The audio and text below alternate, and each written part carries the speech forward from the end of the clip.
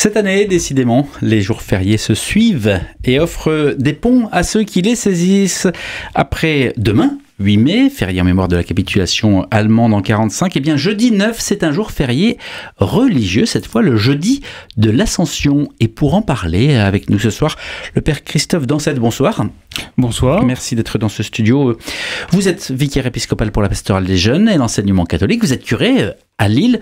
D'une manière simple d'abord, qu'est-ce qu'on célèbre? Qu'est-ce que célèbre l'Église en ce jeudi de l'Ascension? Alors, ce mystère de l'Ascension, c'est le mystère du Christ assis à la droite du Père. Et au fond, c'est le mystère du Christ présent et agissant aujourd'hui. Parce que s'il peut agir aujourd'hui dans nos vies, c'est parce qu'il est à la droite du Père. C'est parce qu'il a une vraie puissance. Donc on fait mémoire de cet épisode qui nous est raconté par Saint Luc, à la fois dans l'Évangile et à la fois dans les Actes des Apôtres. Saint Luc qui est à l'origine des deux, auteur des deux. Voilà, Saint Luc qui est auteur des deux textes et qui est le seul à nous parler d'un épisode où le Christ monte au ciel, s'élève devant ses disciples. Les autres évangélistes ne nous parlent pas de cette scène-là, mais je crois que la réalité que désigne Saint Luc, la réalité théologique, est vraiment présente un peu partout dans le Nouveau Testament, puisque dès les origines, les premiers chrétiens croient que le Christ est exalté, qu'il siège à la droite du Père. Pour arriver à la droite du Père, pardon, mais vous avez dit, il s'élève, ascension, ascendere, on a tous l'image du Christ qui monte. Ce que vous nous dites, c'est que tout le monde ne le représente pas de cette manière. Ce seul Luc le représente avec une ascension presque physique, en tout cas des disciples qui voient le Christ s'élever de terre. Il faut dire aussi que Luc a quand même ce génie de la mise en récit. Et là où les autres vont volontiers être un peu conceptuels, je pense à saint Paul, dans l'hymne aux Philippiens, quand il dit c'est pourquoi Dieu l'a exalté, lui l'a doté du nom qui est au-dessus de tout nom, afin qu'au nom de Jésus, tout genou fléchisse au ciel, sur terre et aux enfers. On voit bien, on retrouve la même idée d'une élévation, d'une exaltation. Le Christ qui se trouve à la droite du Père, on retrouve la même idée, mais ce qui va être dit de façon très conceptuelle chez Paul, va être dit de façon très concrète, très visuelle chez Luc, avec cette image de l'ascension, dont dans les Actes, il parle de 40 jours d'apparition du Christ. Il semble bien que l'ascension vienne clôturer, soit une sorte d'ultime apparition du Christ. Mais ce que vous nous dites là, c'est que, en fait, quand on parle de l'ascension, c'est pas l'Église catholique, quand elle parle de l'ascension, ce n'est pas la montée au ciel, mais c'est le fait que le Christ soit au ciel. De toute façon, il faut bien avoir en tête qu'à l'origine, la Pentecôte, je ne vous parle pas de l'ascension, mais de la Pentecôte, on va célébrer en fin de semaine prochaine. Voilà, ça désigne pas le 50e jour, ça désigne la cinquantaine. C'est un peu différent. C'est-à-dire que la Pentecôte à l'origine, c'est les 50 jours qui suivent Pâques, qui sont une sorte de vaste déploiement du mystère pascal, lequel mystère pascal comporte à la fois la résurrection du Christ, victoire sur la mort, à la fois l'ascension du Christ, le Christ qui siège à la droite du Père, c'est-à-dire un Christ qui non seulement est ressuscité, mais un Christ qui règne, et aussi l'envoi de l'Esprit qui descend sur les apôtres, ce que maintenant nous fêtons à la Pentecôte, non plus compris comme une cinquantaine de jours, mais comme le 50e jour qui suit Pâques. Mais pourquoi est-ce que l'Église n'a pas respecté ça et pourquoi est-ce qu'elle a dû l'étaler finalement dans le temps? Je pense que tout simplement, l'étaler dans le temps, ça permet aux chrétiens de comprendre les différentes dimensions de ce mystère, parce que au fond, c'est tout l'enjeu de la vie chrétienne, d'entrer dans la compréhension du mystère pascal. Alors, vous avez parlé de la résurrection, de Pentecôte, mais donc on a compris que l'ascension se situait où? Donc dans le cycle liturgique, où est-ce qu'on place l'ascension? Donc, on place l'ascension depuis, je crois, le 5e ou le 6e siècle, 40 jours après Pâques. On se fie pour ça à l'indication qui nous est donnée dans les Actes des Apôtres, où Saint Luc dit « Le Seigneur Jésus étant apparu pendant une quarantaine de jours à ses apôtres », et puis ensuite il raconte la dernière apparition, celle de l'Ascension. Donc on se fie pour ça au récit des Actes. Vous avez donc Pâques, 40 jours plus tard, l'Ascension, et 10 jours encore après, la Pentecôte. Ce qui suit globalement le récit des évangiles, puisque la descente de l'Esprit est réputée avoir eu lieu le jour de la Pentecôte, jour de fête pour les Juifs qui avait lieu 50 jours après Pâques. L'Ascension qui, eh bien même si la proximité phonétique pourrait faire croire qu'il y a une similitude, n'a rien à voir avec l'Assomption, hein. Non, rien à voir avec l'Assomption, puisque l'Assomption c'est la montée au ciel de Marie dans sa chair et en esprit, alors que l'ascension, c'est bien le Christ qui monte aux cieux, le Christ présent à la droite du Père, le Christ qui aussi n'apparaîtra plus. L'ascension marque la fin des apparitions. Donc c'est l'ouverture, l'ascension c'est vraiment l'ouverture de la période que nous connaissons nous, une période où on croit que le Christ est présent, avec une capacité extraordinaire à rejoindre tout homme, toute femme là où il est, et en même temps, une présence qui est, par certains aspects, insatisfaisante parce qu'invisible. Alors, autant Noël, autant la Toussaint, autant Pâques sont des fêtes très populaires. Pourquoi est-ce que l'Ascension n'est pas une fête très populaire ? Alors, je crains que l'Ascension soit victime de sa place. Parce qu'un beau jeudi du mois de mai, les gens ont tendance à vouloir aller à la plage plutôt que d'aller à la messe. Ça me désole, croyez-le, mais par certains aspects, je les comprends un peu. Et je vous coupe pour préciser que depuis 2015, c'est le ministère de l'Éducation nationale qui systématiquement libère et a annoncé qu'il libérait le vendredi dans les écoles pour que les élèves puissent bénéficier de ce week-end prolongé. C'est le seul pont systématique instauré dans le calendrier. Ah ouais, comme quoi l'éducation nationale, de temps en temps, a des intentions chrétiennes, vouloir nous donner plus de temps pour célébrer cette fête. On les remercie. Ça fait surtout un week-end prolongé, vous l'avez dit. Quel est le sens de se rendre justement à l'église ce jour-là ? Alors, l'Ascension fait partie des fêtes d'obligation, comme Noël, comme Pâques et comme la Pentecôte, qui sont des fêtes auxquelles un chrétien doit participer pour entrer pleinement dans le mystère. En fait, le problème est quand même pour nous toujours à la fois de comprendre les mystères du Christ et à la fois d'en vivre. Et on a besoin de s'en nourrir. Si la célébration liturgique va être le lieu et le moment où on va pouvoir se nourrir. Vous le voyez, quand on va célébrer Noël, on repart tout heureux de savoir que le Christ s'est incarné, que le Christ est venu en notre monde. Quand on célèbre Pâques, on célèbre la victoire de la vie sur la mort et on est heureux à la fin d'une vigile pascale parce que ça y est, on est regonflé, reboosté, on est plein de cette espérance. J'espère qu'en ressortant de votre messe de l'Ascension, vous allez repartir vous aussi reboosté parce que vous aurez la certitude que le Christ est à l'œuvre et qu'il règne. Autrement dit, on a plein de démentis, on voit plein d'événements dramatiques autour de nous qui sembleraient indiquer que le Christ serait plutôt absent. Eh bien, la fête de l'Ascension vient vous dire non, il n'est pas absent, il est invisible, mais il est à l'œuvre. Et la fête de l'Ascension vient comme nous redonner confiance.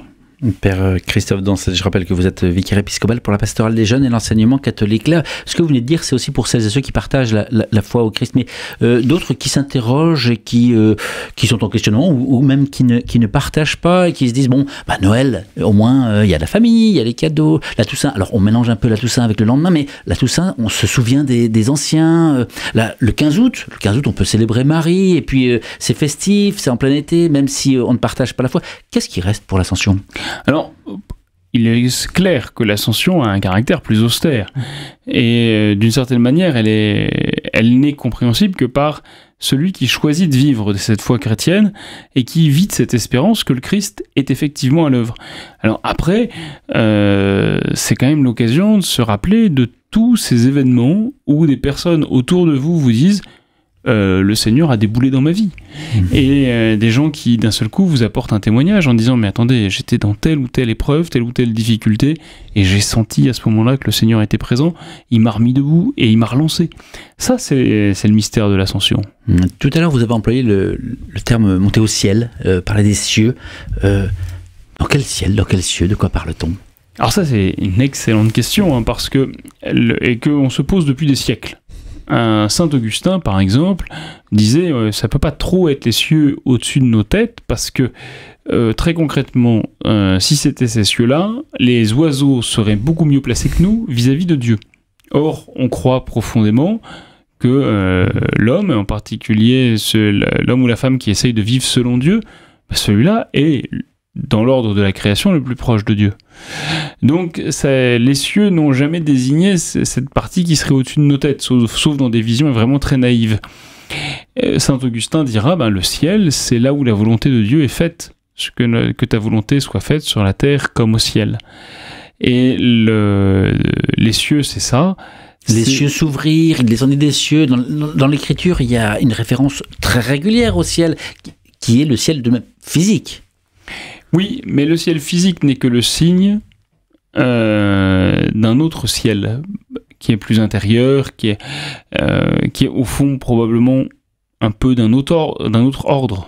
Mais alors justement, donnez-nous quelques éléments pour essayer peut-être de le réaliser, de se le représenter.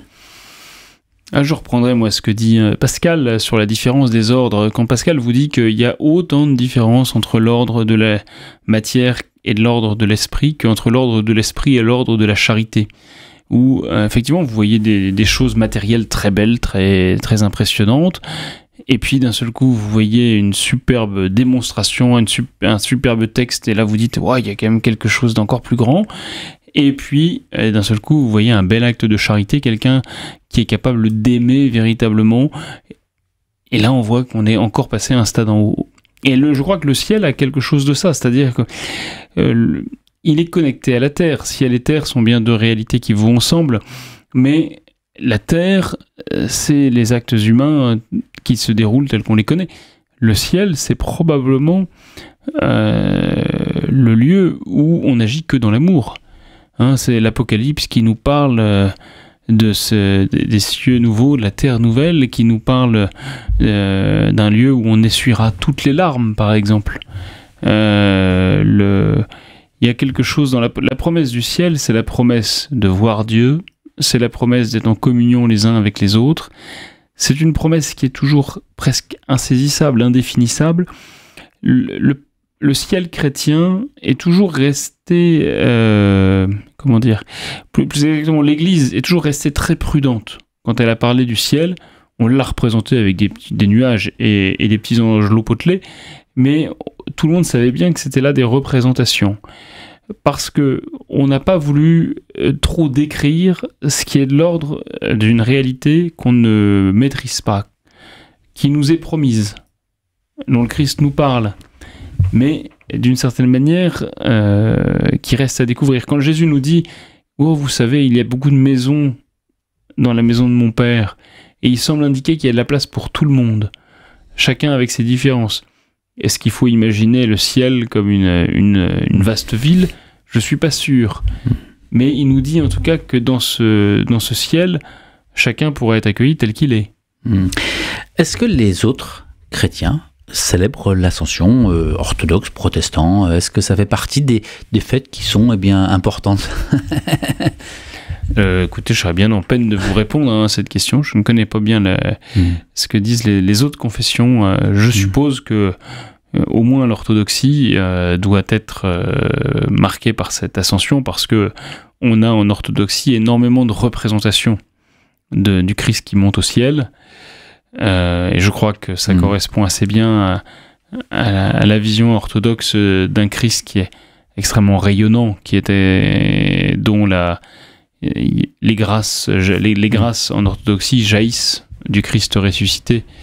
Donc je pense que chez les orthodoxes au moins ça doit avoir une vraie importance. Père Christophe, vous êtes aussi, en plus d'être vicaire épiscopal pour la pastorale des jeunes et l'enseignement catholique, je ne sais pas si c'est parce que vous avez du temps en plus, mais bref, vous avez sur les épaules également la charge vous êtes responsable de la propédeutique du diocèse de Lille. La propédeutique, c'est cette période de discernement. Est-ce qu'il y a des jeunes en ce moment qui réfléchissent, qui se préparent, qui s'interrogent sur leur vocation de prêtre? Oui, il y a des jeunes qui s'interrogent. Alors, ce sont des petits effectifs, pour tout vous dire. Ils étaient 2 il y a 3 ans, ils étaient 3 l'année dernière. Cette année, ils ont commencé à 4 et très rapidement, ils se sont retrouvés à 3. Et les effectifs qui s'annoncent pour l'année prochaine devraient tourner dans ces eaux-là, 3-4 candidats. Donc, c'est évidemment des petits nombres. Après, c'est toujours des chemins assez extraordinaires. Moi, j'ai beaucoup d'admiration pour les jeunes qui choisissent de consacrer une année à réfléchir la possibilité d'entrer au séminaire et de se lancer dans la voie du sacerdoce. Il y a 20 ans, vous n'étiez pas encore prêtre, vous étiez encore dans cette période de réflexion, vous aviez déjà franchi le cap? Oui, alors moi il y a 20 ans... En 2004 2004, non, moi j'avais pas encore franchi le cap. C'est ça. Et j'avoue que j'avais beaucoup de mal à le franchir, c'était quand même déjà un pas très engageant, il s'agissait quand même de démissionner, il s'agissait de quitter sa vie quotidienne pour entrer dans quelque chose dont je ne connaissais pas grand-chose à l'époque. Qu'est-ce qui a été je ne sais pas s'il y a eu le déclic, mais qu'est-ce qui fait qu'aujourd'hui aussi ces jeunes peut-être ont la petite marche qui fait que... Chaque histoire est particulière. Ce qui est incroyable, c'est que le Seigneur vient vraiment rejoindre les uns et les autres avec des manières très différentes. Hein. Quand on parle d'un Dieu personnel, c'est un Dieu qui est capable de vous rejoindre dans votre histoire personnelle et de prendre une forme qu'il ne prendra pas pour le voisin. Donc il y a toujours... des éléments déclencheurs qui font que la personne s'accroche au Christ, et puis ensuite elle se dit mais en fait j'ai envie de le servir, et puis pourquoi pas prêtre, c'est une belle mission et l'Église en a besoin. Après, souvent il faut du temps pour que ça mûrisse, que ça mature, il faut de l'accompagnement, et je crois que dans les cheminements des uns et des autres, la rencontre d'un accompagnateur spirituel, la rencontre d'un prêtre avec qui on peut échanger, discuter, faire mûrir son projet est souvent décisive. Merci beaucoup, Père. Dans cette dernière question, le pape va annoncer solennellement ce jeudi d'Ascension que le grand jubilé de l'an 2025, en moins d'une minute, c'est ceux qui vont l'entendre, hein, puisqu'on va l'entendre dans les médias. Qu'est-ce que ça veut dire? Donc jubilé, c'est être dans la joie. Donc c'est une année de joie qui nous est proposée, c'est tous les 25 ans, lié au pèlerinage à Rome. Le pape a proposé un pèlerinage d'espérance. Donc une année pour se réjouir, une année pour prier plus. On va partir, nous avec le diocèse de Lille, on va organiser un grand pèlerinage des jeunes à Rome. Du 26 juillet au 4 août, ce sera quelque chose d'assez magnifique, je pense, 2025. Hein. On va partir de Lille en TGV, on ira à Rome, à Assise, on va aller prier, on va aller vivre des moments hyper intenses avec le pape. Il y aura aussi un pèlerinage diocésain. Toute l'année, à Rome, il y aura des pèlerinages des différentes catégories de personnes qui vont aller passer la porte sainte de la basilique Saint-Pierre, recevoir des grâces particulières. Voilà, c'est vraiment une année qui risque d'être assez merveilleuse. Merci beaucoup, Père Christophe Dansette, d'être passé dans ce studio. Je rappelle que vous êtes vicaire épiscopal pour la pastorale des jeunes et l'enseignement catholique. Merci à vous. Merci beaucoup.